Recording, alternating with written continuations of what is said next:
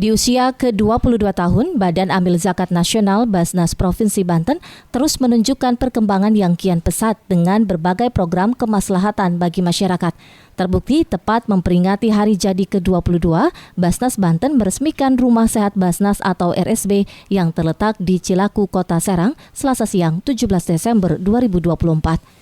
Peresmian RSB ditandai dengan penandatanganan prasasti oleh Wakil Ketua Basnas RI Muhammad Mahdum dengan Ketua Basnas Banten Shibli Syarjaya yang juga didampingi oleh pimpinan Basnas RI Supervisi Wilayah Banten Zainul Bahar Nur.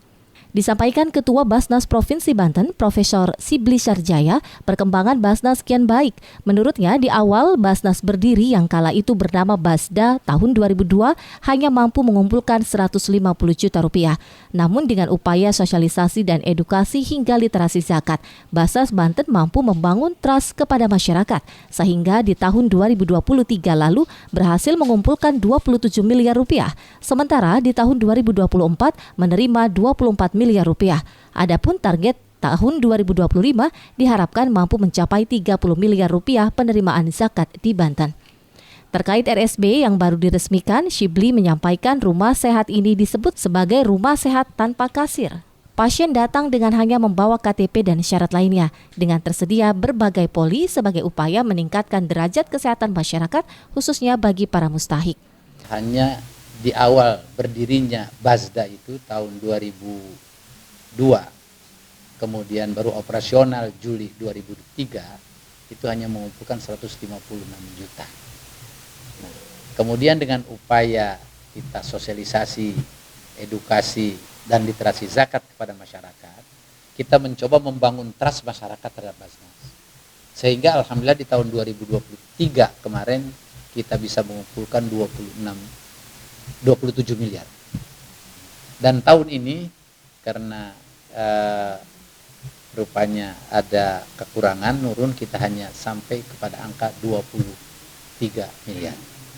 Dijelaskan Wakil Ketua Basnas RI Muhammad Mahdum, RSB diperuntukkan bagi fakir miskin atau masyarakat yang kurang mampu, terutama para mustahik atau 8 golongan penerima zakat. Bahwa ini diutamakan untuk fakir miskin. Tapi secara umum ini untuk mustahik. Mustahik itu ada 8 golongan.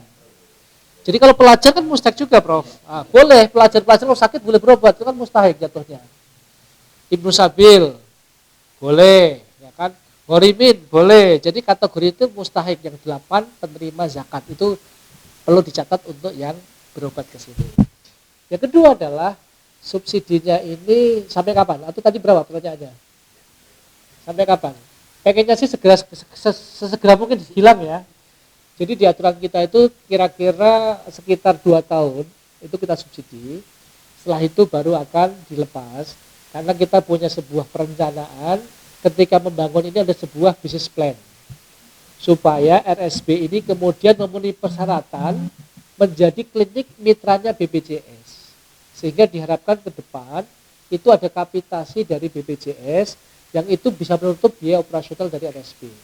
Kenapa kok tidak tersubsidi? Karena harapan dari Basnas itu tidak menimbulkan ketergantungan.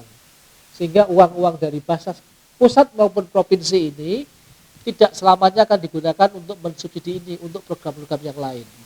Kalau klinik ini tumbuh kembang dengan bagus, kemudian memenuhi kriteria dari mitra BPJS, insya Allah akan tercover oleh BPJS. Gitu ya, Pak Dok. Dalam kesempatan itu juga dilakukan penandatanganan MOU antara Klinik Mata Saruni dengan Basnas Provinsi Banten terkait operasi mata katarak gratis.